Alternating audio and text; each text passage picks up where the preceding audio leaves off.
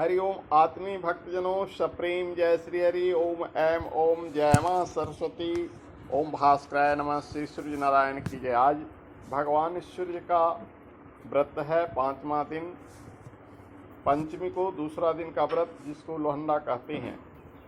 तो इस वीडियो के माध्यम से हम आपको बताने जा रहे हैं, अभी नवरात्रि भी चल रहा है, गायत्री और सूर्य का अन्योन्याश्रय संबंध है। जो गायत्री मंत्र जपते हैं उन्हें सूर्य उपासना की फल भी मिलती है।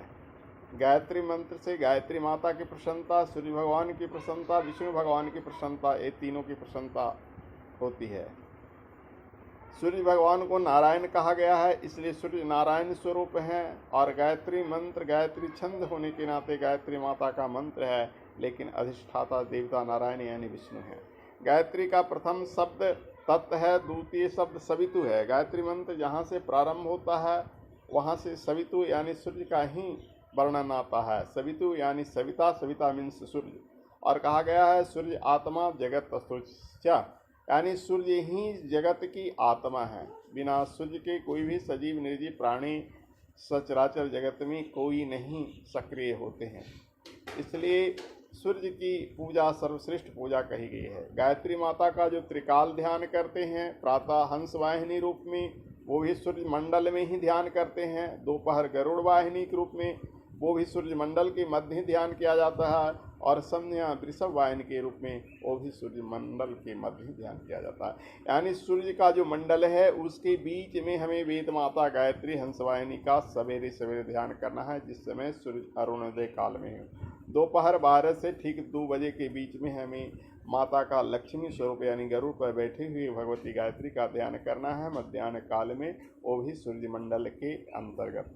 और संध्या काल में वृषभ वाहिनी यानी माता पार्वती रूप जो बैल पर सवार हैं उनका ध्यान करना है। यानी गायत्री का तीसरा स्वरूप क्लिंग काली जो है वो वृषभ वाहिनी ही है। तो ये तीनों गायत्री जो है सूर्य मंडल में ध्यान की जाती हैं। तो इस तरह से हम देखते हैं कि गायत्री की उपासना सूर्य की उपासना है। यानी एक गायत्री मंत्र जपने से गायत्री देवी की प्रसन्नता होती है, भगवान सूर्य की भी प्रसन्नता होती है। बिहार में सूर्य का पर्व छठ अधिकांश लोग मनाते हैं। ऐसे सूर्य सिर्फ बिहार के ही नहीं हैं, पूरे विश्व के हैं। बिना सूर्य के उदित हुए दिन होता ही नहीं है। सूर्य के अस्त हो जाने पर रात हो जाता है, जो दुनिया के लिए भयावह होता है। इसलिए सूर्य ही प्रकाश के पुंज है, सूर्य ही प्रकाश के स्रोत हैं, और प्रकाश में ही हमारा सारा काम होता है। इसलिए सूर्य की उपासना अनिवार्य है। जापान को भी सूर्य का पुत्र कहा गया है। जापान में भी सूर्य की उपासना प्रचलित थी। तो हमारे वैदिक काल से ही कोई भी कठिन से कठिन बीमारी दूर करने के लिए आदित्य हृदय का पाठ किया जाता था। आदित्य हृदय जो है सूर्य का ही स्तोत्र है। आदित्य यानी सूर्य, सूर्य का हृदय। जैसे रामायण का हृदय सुंदरकांड हो गया, 5वां सोपान हो गया, वैसे ही सूर्य शास्त्र में आदित्य हृदय स्तोत्र जो है सूर्य का हृदय माना जाता है। और इसकी उपासना करने से विजय तक की प्राप्ति होती है। उसकी उपासना करने से मुकदमा आदि में सफलता मिलती है। उसकी उपासना करने से समस्त रोगों से छुटकारा मिलती है।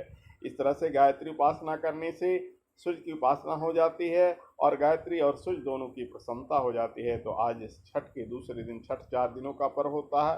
पहला जिसे नहाय खाए कहा जाता है, दूसरा खरना आज का दिन, तीसरा सूर्य को शाम का अर्घ दिया जाता है, चौथा पारण यानी सूर्य को प्रातः का अर्घ देकर पूजा पूर्ण की जाती है। जय श्री हरि। हरि ओम तत्सत ओम।